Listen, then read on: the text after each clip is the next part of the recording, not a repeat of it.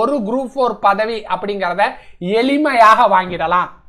Right, நம்மளுடைய பேட்ச்ல நீங்க join பண்ணி சொல்லியிருக்கிற மாதிரி படிக்க ஆரம்பிச்சிட்டீங்க அப்படின்னா உங்களால 170 முதல் 190 கேள்விகளுக்கு பதில் சொல்ல முடியும்.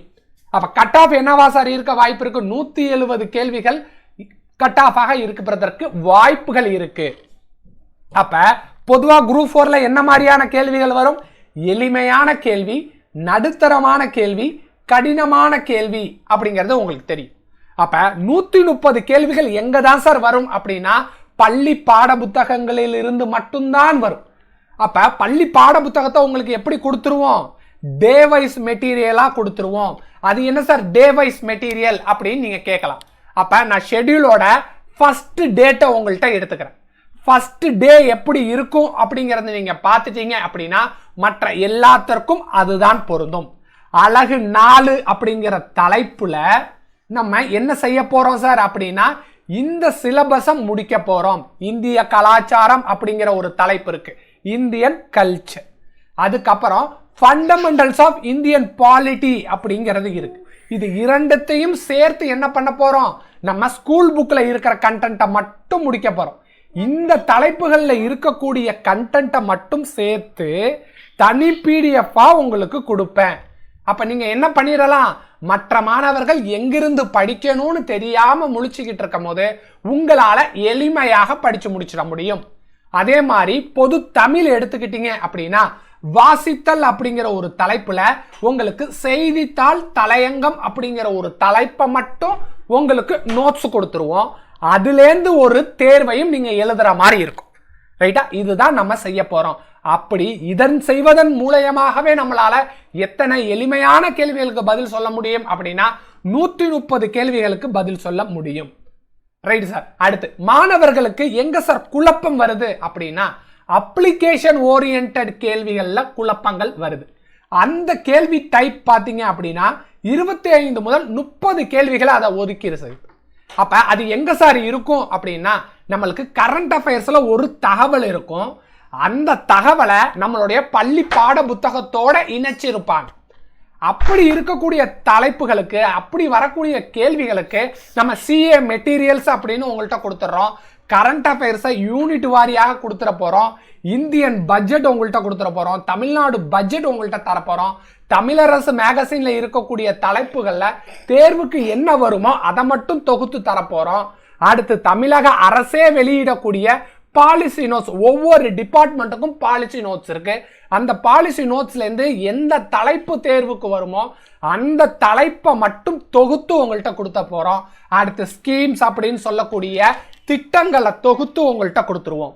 இது எல்லாம் உங்கள்கிட்ட இருந்துச்சு அப்படின்னா உங்களால 25 கேள்விகள் முதல் 30 கேள்விகளுக்கு பதில் சொல்ல முடியும். இந்த மாதிரியான கேள்விகளுக்கெல்லாம் எங்க சார் நம்ம டெஸ்ட் வச்சிருக்கோம் அப்படின்னா உங்களுக்கு சிலபஸ்ல சொல்லியிருந்தேன். முதல் 7 நாள் நீங்க என்ன பண்ணுவீங்க அப்படின்னா யூனிட் 4 படிப்பீங்க. அப்படி யூனிட் 4 படிச்சு முடிக்கும் போது உங்களுக்கு ஒரு ரிவிஷன் மார்க் டெஸ்ட் வந்துடும்.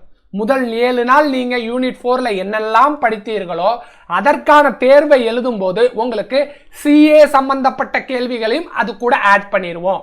உங்களுக்கு அது சிஏ கேள்விகள்னு தெரியாது. ஏன்னா அந்த இது அப்ளிகேஷன் ஓரியன்டட் கேள்வியாக இருப்பதனால் உங்களால அதை தெளிவாக வடிகட்டி பார்க்க முடியாது.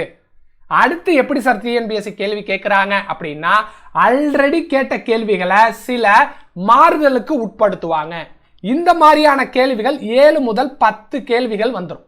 அப்ப இந்த கேள்விகளுக்கு பதில் சொல்ல நம்ம டிஎன்பிஎஸ்சி லீடர்ஸ் அகாடமி என்ன பண்றோம் அப்படின்னா ப்ரீவியஸ் இயர் கொஸ்டின் பேப்பரோட தொகுப்பை உங்கள்கிட்ட கொடுத்துட்றோம். அப்ப தமிழ்ல இருந்து இது மாதிரி ஒரு 7 கேள்விகள் வரும் அப்படின்னா உங்கள்கிட்ட தமிழ் பிஓக்கு இருக்க போது அதுல இருந்து நீங்க என்ன பண்ணிடலாம், ஈஸியாக படிச்சிடலாம். ஜிகேல இருந்து கேள்வி வருது அப்படின்னா தலைப்பு வாரியாக உங்கள்கிட்ட ஜிகே பிஓக்கு இருக்க போது அதுல இருந்து படிச்சிடலாம். மேக்ஸ்ல இருந்து கேள்வி வரப்போகுது அப்படின்னா உங்களுக்கு மேக்ஸ் பிஓக்கு இருக்க போது அதுல இருந்து நீங்க என்ன பண்ணிடலாம், கேள்விகளை படிச்சிடலாம். ரைட். அடுத்து எப்படி சார் இருக்கு அப்படின்னா சில கேள்விகள் கடினமான கேள்விகளாக இருக்கிறது. டிஎன்பிஎஸ்சி கேள்விகள் டிகிரி தரத்துல இருக்கு அப்படின்னு தெரியும். அப்ப இந்த மாதிரியான கேள்விகளுக்கு நீங்க எப்படி சார் பயிற்சி செய்யறது, நீங்க நோட்ஸ் தருவீங்களா அப்படின்னா உங்களுக்கு ஜிகே ரிவிஷன் மெட்டீரியல் கொடுத்துருவோம்.